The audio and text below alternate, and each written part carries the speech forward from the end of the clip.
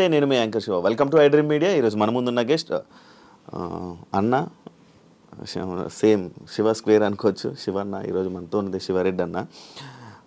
150 సినిమాలు పైగా ఆయన సినిమాలకి వర్క్ చేసి 8,000 స్టేజ్ పెర్ఫార్మెన్స్లు ఇచ్చి ఎప్పటి నుంచో నేను 2011లో నేను అన్న దగ్గరికి ఫోటో దిగడానికి వెళ్ళాను. ఆయన వ్యక్తిత్వం గురించి నాకు తెలుసు పర్సనల్గా ఇవన్నీ. అండ్ ఇప్పుడు రీసెంట్గా ఆయన స్క్రీన్ మీద కనిపించకపోవడానికి కారణాలు, లేకపోతే ఏం జరుగుతుంది అనే మనకు తెలియని విషయాలు తెలుసుకునే ప్రయత్నం అయితే ఈరోజు శివన్నతో మాట్లాడి తెలుసుకుందాం. హాయ్ అన్న, ఎలా ఉన్నారు? బాగున్నాను శివ. అన్న నాతో నేను ఇంటర్వ్యూ చేసుకుంటున్నట్టు, నీతో నువ్వు ఇంటర్వ్యూ చేసుకుంటున్నట్టుగా నాతో నేను ఇంటర్వ్యూ ఇస్తున్నట్టుగా ఉంది. శివ శివ అన్న, థ్యాంక్ యూ సో మచ్ అన్న ఇంటర్వ్యూ ఇచ్చినందుకు. అన్న, నేను 2011 అదే ఇప్పుడు మీకు ఒక ఫోటో చూపించాను. నేను ఇందాక ఒక ఫోటో చూపించాను. చాలా చిన్న అబ్బాయి, చిన్న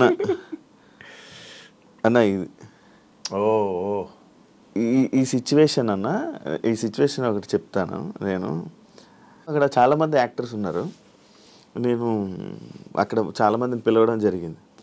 పిలిస్తే ఎవరు పట్టించుకోలేదు, జరిగింది. నిన్ను పేరు పిలిచాను. నా శివ అని పిలిస్తే అక్కడ ఉన్న బౌన్సర్ పంపియని అన్నారు. అంటే నేను వచ్చి కూర్చోబెట్టంగానే దాదా ఏం కాదని ఫస్ట్ ఇక్కడ కూర్చోబెట్టుకున్నాను అన్న. ఇక్కడ కూర్చోబెట్టి ఇక్కడ వద్దు అన్న, అక్కడ వద్దులే అన్న. అంటే లేదని అప్పుడు మళ్ళీ నేను కింద కూర్చున్నానని చేయి పట్టుకున్నాం. ఇలా చేయి పట్టుకోవడం కానీ, లేకపోతే అంత ఇదిగా ప్రేమగా చూపిస్తాను అని ప్రతి ఒక్కరికి. అలానే నీతో ఉన్న ప్రతి ఒక్క ఫోటో నేను అబ్జర్వ్ చేశాను. నిన్న అందరితోనే అంతే ప్రేమగా, అంత ఇదిగా ఉంటుంటావు. ఎందుకన్నా ఇంత డౌన్ టు ఎర్త్ ఉండడం మంచిదేనా? అది నా వ్యక్తిత్వం. ఇప్పుడు ఒక ఋషి నది దగ్గర స్నానం చేస్తూ ఉంటాడు. దోషుల్లో నీళ్ళు తీసుకొని సూర్య నమస్కారం చేయబోతుంటాడు. దానిలో తేలు వస్తుంది, కుడుతుంది. కుట్టంగానే అబ్బా అంటాడు. అనగానే అది మళ్ళీ నీళ్ళలో పడిపోతుంది. అది మళ్ళీ కొట్టుకుంటూ ఉంటుంది. మళ్ళీ దాన్ని కాపాడుతాడు. మళ్ళీ కుడుతుంది, మళ్ళీ వదిలేస్తాడు, మళ్ళీ కాపాడుతాడు. అప్పుడు ఒడ్డున పోయి అతను అంటాడు, అది అట్లా కుడుతుందని తెలుసు కదా తేలు, అయినా మళ్ళీ ఎందుకు కాపాడడానికి ట్రై చేస్తున్నావు అని అంటే, కుట్టడం దాని నైజం, కాపాడడం నా నైజం అని చెప్పేసి. సో నా వ్యక్తిత్వం ఏంది, ఒక ప్రాణి చనిపోతూ ఉంటే దాన్ని కాపాడాలి, కళ్ళ ముందు చనిపోతూ ఉంటే నేను దాన్ని అలా ఎలా వదిలేస్తాను అన్నది ఈ ఋషి ఆలోచన, ఆయన మనస్తత్వం, ఆయన విధానం, ఆయన సిద్ధాంతం. కానీ తేలేంది, ఎవరు పట్టుకున్నా కూడా నన్ను ఏం చేస్తున్నాడో ఏమవుతుందో అని దాన్ని ఏంది కుట్టడమే.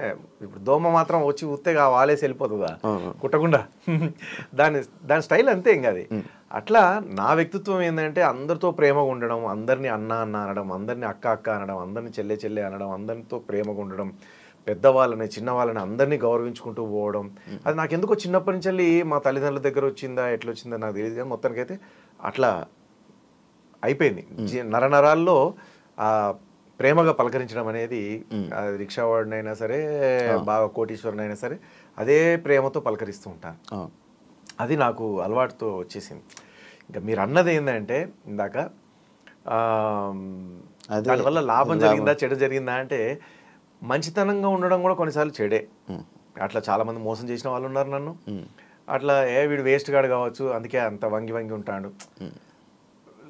ఏదైనా గొప్పోడైతే స్టైల్గా ఇలా ఉంటాడు కదా, అంటాడు. లేదా కూర్చోమని వస్తున్నా, ఎవరు ఇంటర్వ్యూ చేయడానికి వచ్చిండా, శివనా? ఓకే కూర్చోమని చెప్పు, నేను వస్తున్నా. ఇంకేంటి ఇట్లా ఉండొచ్చు. ఒక హాఫ్ అన్ అవర్ చేద్దాం, నాకు చిన్న కాల్ ఉంది మాట్లాడాలి, ఇవి ఉండవు. ఇందాక వేసుకొచ్చిన టీషర్ట్ అది వద్దులే అండి అన్న అనేసరికి వెంటనే ఇక్కడనే నిలబడి టక్కన మార్చేసుకున్నా 1 సెకండ్లో. దానికి నేను బిల్డప్ ఇవ్వాలంటే ఇవ్వచ్చు. గ్రీన్ రూమ్ ఎక్కడుంది, సో మేకప్ రూమ్లోకి వెళ్ళి మార్చుకొని వస్తా అని చెప్పేసి పోవచ్చు. నువ్వు వాటి తిరిగి మేకప్ రూమ్లో ఎవరన్నా ఉన్నారా లేరా అని చూసి వచ్చేంతలోపు నేను మార్చుకొని వచ్చి కూర్చున్నాను. అది నా వ్యక్తిత్వం. దీనివల్ల వీడు వేస్ట్ కాడు అనుకునే వాళ్ళు ఉన్నారు. దీన్ని అర్థం చేసుకొని మంచితనం ఉన్న వాళ్ళు నాలాగా చాలా మంది ఉంటారు కదా, కొన్ని లక్షల మంది కోట్ల మంది ఉంటారు మంచితనం ఉన్న వాళ్ళు కూడా. వాళ్ళకేమో అరే మంచోడు, మంచితనం ఉంది అనేది ఒకటి వాళ్ళు అభినందిస్తుంటారు, వాళ్ళు అప్రిషియేట్ చేస్తుంటారు. కొంచెం నెగిటివ్ వ్యంగ్యంగా మాట్లాడే వాళ్ళు, కొంచెం నెగిటివ్ థింగ్స్ ఉన్న వాళ్ళు వీడు వేస్ట్ కాడు అనుకుంటా అందుకే ఎట్లా అంటారు.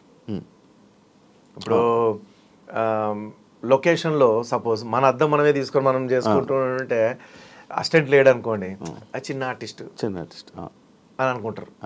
అసిస్టెంట్ ఉండి అది వాడు అన్నోన్ పర్సన్ అయినా సరే ఓ 3-4 ఉండేసరికి అబ్బో అని చూస్తుంటే చేతులు కట్టుకొని.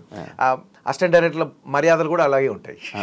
అసిస్టెంట్లు, మేకప్ మ్యాన్లు, సెటప్, కాస్ట్యూమర్ అది ఉన్న వాళ్ళకేమో వాళ్ళ మాట్లాడే విధానం వేరే విధంగా ఉంటుంది. అసిస్టెంట్ లేడు, మేకప్ మ్యాన్ లేడు, తనే వచ్చాడు, తనే దిగాడు, తనే కార్ దిగాడు, తనే మేకప్ వేసుకుంటున్నాడు, తనే అంటే తన మర్యాదకి తనకిచ్చే మర్యాద వేరే. ఇవి అందరూ చేయరు అట్లా. అందరు అసిస్టెంట్ డైరెక్టర్లు అట్లా కాదు, అందరు జనాలు అట్లా కాదు, అందరూ పెద్దవాళ్ళు అట్లా కాదు. ఇవి కూడా అర్థం చేసుకునే వాళ్ళు ఉంటారు. కానీ 2 విధాలుగా ఉంటాయి, 2 బాణాలు ఉంటాయి. అంటే గుచ్చుకునే బాణం ఉంటుంది, మెత్తగా తగిలే బాణం ఉంటుంది, 2 ఉంటాయి. దాన్ని అడ్జస్ట్ చేసుకుంటూ పోవాలి. ఇక ఏదేమైనా మన వ్యక్తిత్వాన్ని అయితే ఎవరు మనం మార్చుకోలేం కదా. సో కాబట్టి నా మంచితనం అది, నా ప్రేమ గుణం అది. మీరు అన్నట్టుగా పక్కన పెట్టి శివన్న అని మీరు పబ్లిక్ నాకు ఇప్పుడు మీరు చెప్తూ ఉంటే నాకు తెలుస్తుంది. నేను అన్ని ఏళ్ళ క్రితం కూడా నేను అంత పద్ధతిగా అంత ప్రేమగా ఉన్నాను. ఎందుకంటే నేను చాలా కష్టపడి వచ్చాను భయ్య. లిఫ్ట్ అడిగితే ఎవరు ఇచ్చేవాళ్ళు కాదు, అన్నం అడిగితే కరెక్ట్గా దొరికేది కాదు, ఎక్కడ పోయి నిలబడాలి, ఎవరింట్లో తినాలి, ఎవరింట్లో ఉండాలి, ఎవరి దగ్గరికి వెళ్తే అన్నం దొరుకుద్ది అనే టైప్లో కష్టాలలోకి మునిగిపోయినాను మా నాన్న చనిపోయిన తర్వాత. సో అక్కడి నుంచి వెళ్ళి కష్టపడుతూ మళ్ళీ ఒక సామ్రాజ్యాన్ని సంపాదించుకున్నాక అప్పుడు నేను అనుకున్నాను, నేను మాత్రం అలా ఉండొద్దు, నన్ను ఎవరైనా లిఫ్ట్ అడిగితే ఇవ్వాలి, నన్ను ఎవరైనా సహాయం అడిగితే చెయ్యాలి, ఉన్నా లేకున్నా అప్పు అడిగినా చేస్తా. ఇట్లా ఈ టైప్లో వ్యక్తిత్వంతో వెళ్ళిపోయాను అనమాట.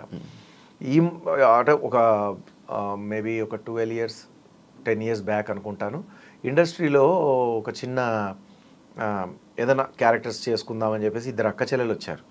సో చాలా బాగుంటారు 2 అమ్మాయిలు. వాళ్ళ అక్క చెల్లెలు వస్తే ఇది యాక్చువల్లీ నేను చేసిన హెల్ప్ మర్చిపోయాను. ఈ మధ్య ఇంటర్వ్యూలో నాకెవరో పంపించారు, నాకు తెలిసి జబర్దస్త్ రాకేష్ అనుకుంటా, రాకింగ్ రాకేష్ వాడు పంపించినాడు. సో వాడు అందుకన్నా తమ్ముళ్ళలాగా నాకు బాగా క్లోజ్ అనమాట, ఫ్యామిలీ ఫ్రెండ్. సో తను కూడా మీలాగే హనుమకొండలో నేను ఒక స్టేజ్ మీద ప్రోగ్రాంలో కూర్చున్నప్పుడు నా ముందట డ్యాన్స్ చేయాలని, తన పర్ఫార్మెన్స్ చూపెట్టాలని వాళ్ళ అమ్మ రాకింగ్ రాకేష్ చాలా ప్రయత్నం చేశాడు. ఆఖరికి నా ముందు తను డ్యాన్స్ చేశాడు. అది చూసి నేను తట్టుకోలేక, అరే భలే చేస్తున్నావే, పాపం కాళ్ళకి షూ లేవు, షూ లేకుండా ఇంత బాగా డ్యాన్స్ చేశాడు, షూ ఉంటే ఇంకా బాగా డ్యాన్స్ చేసేవాడు కదా అని చెప్పేసి అది చెక్కల స్టేజ్ అనమాట. సో తనకు నొప్పి కలిగి ఉంటుంది, పిల్లోడు చాలా చిన్న పిల్లోడు అని షూ కొనుక్కోమని డబ్బులు ఇచ్చా. సో ఇవన్నీ గుర్తొస్తున్నాయి మీరు చెప్తా ఉంటే. సో అట్లాగే తాగుబోతు రమేష్ ఎన్టీపీసీలో ప్రోగ్రామ్ జరుగుతూ ఉంది, అద్దాల అంటే లోపల డిన్నర్ చేస్తున్నాను, ప్రోగ్రామ్ అయిపోయి వెళ్ళి కూర్చొని డిన్నర్ చేస్తున్నాను. గ్లాస్ ఉందన్నమాట, క్లోజ్డ్ గ్లాస్. ఆ గ్లాస్ దగ్గరికి వచ్చేసి ఇట్లా పెట్టి నేను కనబడకపోతే ఇట్లా 2 చేతులు ఇట్లా పెట్టేసి ఆ లైటింగ్కి ఇట్లా చూస్తున్నాడు. చూస్తుంటే ఆ పిల్లోడు చూడు భలే గమ్మత్తుగా చూస్తున్నాడు అని అటు చూసి నవ్వంగానే ఇట్లా అన్నాడు, దా లోపల రా అని చెప్పేసి మా మేకప్ మ్యాన్ శివ అని ఉంటాడు, ఆయన పేరు కూడా శివనే, శివని తీసుకురా ఆ అబ్బాయిని అని తీసుకొచ్చాడు. అది కూడా నాకు తాగుబోతు రమేష్ చెప్తేనే తెలిసింది, ఈ రాకింగ్ రాకేష్ కూడా నాకు చెప్తేనే తెలిసింది. ఇప్పుడు రీసెంట్గా నేను చెప్పబోయేది ఏంటంటే ఆ 2 అమ్మాయిల గురించి. ఆ అమ్మాయిలది కూడా నేను ఇంటర్వ్యూ చూస్తే ఆ అమ్మాయి ఇంటర్వ్యూ నాకు పంపించాడు రాకేష్, అన్నా నువ్వు చేసిన మంచితనం చూడన్నా. అది చూసి నేను షాక్ అయినా. ఓ అయితే ఏమైందంటే ఒక వ్యక్తి ఇండస్ట్రీలో ఉన్న ఒక వ్యక్తే వాళ్ళిద్దరిని ట్రాప్ చేసేసి పెట్టేశాడనమాట. సో వాళ్ళు ఏంటంటే సినిమా అవకాశాల కోసం వచ్చారు పాపం. సో అప్పుడు తనకి ఆనందం సినిమా అప్పుడు నేను అన్నయ్య అని మాట్లాడుతా ఉంటే, ఎప్పుడైనా హైదరాబాద్కి వస్తే మాట్లాడతారా అన్న, ఎప్పుడైనా కలుస్తారా అన్న అంటే తప్పకుండానమ్మా అని చెప్పేసి నెంబర్ ఇచ్చా. ఆ నెంబర్ గుర్తుపెట్టుకొని ఆమె ఫోన్ రాసుకొని ఉన్నట్టుంది, ఫోన్ చేసింది.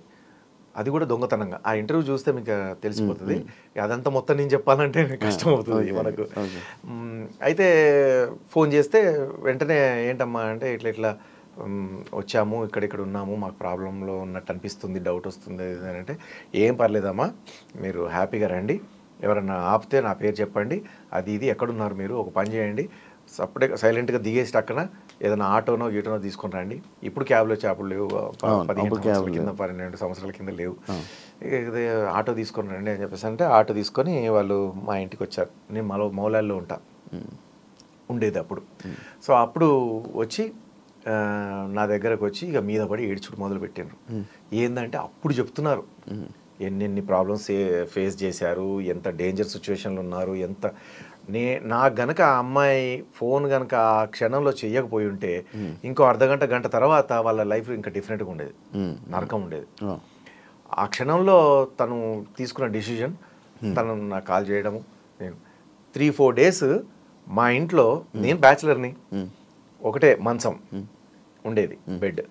ఆ ఒక్క బెడ్ మీద వాళ్ళిద్దరు అక్క చెల్లెని పడుకోబెట్టి నేను కింద పడుకునేవాడిని ఆ 4 రోజులు. వాళ్ళు వద్దన్నా మీరు పైన పడుకోండి, మీ ఇల్లు ఇది, మీ ఇల్లు, నేను ఏమైనా కట్టుకున్నా, నా సొంత ఇల్లు ఇది, నేను రెంట్కే ఉంటున్నా. అప్పుడు ఎంత 800 ఎంతో రెంట్, అది 500 రెంట్, 500 రూపీస్ 800 రూపీస్ రెంట్. నేను అప్పుడు వాళ్ళకు నేనే వండి వంట చేసి పెట్టేది. లేదంటే బావర్చి, మాకు అప్పుడు దగ్గర మౌలాలి నుంచి RTC రోడ్కు డైరెక్ట్గా పోయి బావర్చిలో నుంచి మా తమ్ముడిని సంపత్ బిర్యానీ తీసుకురమ్మని చెప్పేసి బిర్యానీ తినేది. అదే మిగిలింది మళ్ళీ సాయంత్రం తినేది వాళ్ళం. సో అట్లా నేను వాళ్ళను సేవ్ చేశాను. అది ఇంటర్వ్యూ చూసి హెల్ప్ చేసినప్పుడు నాకు ఏమనిపించలేదు, కానీ ఆ ఇంటర్వ్యూలో ఆ అమ్మాయి చెప్తా ఉంటే నా కళ్ళంబడి నీళ్ళు వచ్చినాయి. బట్ దేవుడి దయ వల్ల ఒక అమ్మాయికి, ఒక అమ్మాయి కాదు, 2 అమ్మాయిలకి, అక్క చెల్లెలకి హెల్ప్ చేశాను. ఇప్పుడు హ్యాపీగా వాళ్ళు పెళ్లి చేసుకున్నారు, ఇంకొక అమ్మాయి జాబ్ చేస్తూ ఉంది, హ్యాపీగా ఉన్నారు. సో నా వల్ల ఇది జరిగింది చాలు అనుకున్నాను. అట్లా చాలామంది అమెరికా ఎంబసీలో ఫోన్లు గీన్లు అన్నీ తీసేసుకుంటారు కదా, బయటనే పెట్టాలి. లోపలికి వచ్చిన తర్వాత ఆ అమ్మాయి 5000 కట్టడం సంథింగ్ ఏదో మర్చిపోయిందండి. నేను వెంటనే నా జోబులో నుంచి తీసిన, ఏడుస్తూ ఉంది ఆ అమ్మాయి. ఏడుస్తూ ఉంటే ఇచ్చాను. సార్ మీ ఫోన్ నెంబర్ కానీ మీ అడ్రస్ కానీ ఇవ్వండి, నేను మళ్ళీ మనీ ఆర్డర్ చేస్తాను, మీ అకౌంట్కి వేస్తాను అంటే, నాకు అంత సీన్ లేదమ్మా, మీరు హ్యాపీగా మీరు జాబ్ తెచ్చుకొని మీరు మంచిగా వీసా దొరికి దేవుడి దయ వల్ల అమెరికాకి వెళ్ళిపోయాను. 5 సంవత్సరాలు 6 సంవత్సరాల తర్వాత నేను ప్రోగ్రామ్కి వెళ్తే అమెరికాలో సార్ అని చెప్పేసి అందరినీ జరుపుకుంటూ వచ్చింది. గుర్తుపట్టారా అంటే, లేదమ్మా అంటే, సార్ మీరు ఆ ఎంబసీలో నాకు అమౌంట్ హెల్ప్ చేశారు, ఆ రోజు నాకు వీసా వచ్చింది, మళ్ళీ మిమ్మల్ని కలుద్దామంటే మీరు బయట కనపడలేదు, బయటకు వచ్చిన తర్వాత సో నేను జాబ్ తెచ్చుకున్నాను, పెళ్ళయింది నాకు అని చెప్పేసి వాళ్ళ హస్బెండ్ పరిచయం చెప్పేసి ఎంత ఆనందంగా తను మాట్లాడు. ఆమె ఎంత ఆనందపడుతుంది, అందుకంటే రెట్టింపు ఆనందం నాకు. అప్పుడు నేను 5000 ఇవ్వడం వల్ల ఆమె అమెరికా వీసా రావడం ఏంటి, ఆమె జాబ్ దొరకడం ఏంది, అన్నీ అవ్వడం ఏంది. ఇంకొక గమ్మత్ ఏంటంటే ఇవ్వడం వల్ల అంటే గుర్తొచ్చింది, మా కళాకారులు సింగర్స్ నేను రెగ్యులర్గా తీసుకుపోయే ఆర్టిస్టులు, జబర్దస్త్ ఆర్టిస్టులు కావచ్చు, లేకపోతే సింగర్స్ కావచ్చు, యాంకర్స్ కావచ్చు, నా చేతులతో డబ్బులు తీసుకుంటే వాళ్ళకి మంచి జరుగుతుందని ఒక సెంటిమెంట్. ఆ న్యూ ఇయర్కి, ఇప్పుడు మన 31st న్యూ ఇయర్కి నీ దగ్గర వర్క్ ఉంటే చూడండి, మీతో ప్రోగ్రామ్ వచ్చేటట్టు చూడండి, మీరు లేదా కావాలని ఒక 1 రూపీ అని ఇవ్వండి, 2 రూపీస్, ఒక 5 రూపీస్ అని, 1000 అని ఇవ్వండి, 10,000 ఇట్లా ఏదో ఒకటి నా చేతులతో తీసుకోవాలని వాళ్ళ కోరిక అనమాట, మంచి జరుగుతుందని. సో ఇట్లా ఈ విధంగా రకరకాలుగా ఉంది. కానీ నాకు మంచి చేసే వాళ్ళు ఎప్పుడు వస్తారా, ఎక్కడున్నారా నాకు అర్థం కావట్లేదు. ఇంకా నెక్స్ట్ క్వశ్చన్ మీరు అడగకముందే నేనే అడుగుతాను. ఇన్ని మంచితనాలు, ఇవి జస్ట్ నేను చెప్పింది యాడ్ అనమాట. నిర్మా అని చిన్న యాడ్ వస్తుంది కదా, ఏం రావయ్యా దీర్ఘంగా ఆలోచిస్తున్నావు, ఏమీ లేదు, మా ఇంటికి గొడసావిడికి పైకప్పులు తీతా, అట్లా చిన్న యాడ్ వచ్చిపోతుంది కదా. సినిమా 2.5 గంటల సినిమా 5 minutes లేదా 1 minute యాడ్, నేను చెప్పింది యాడ్.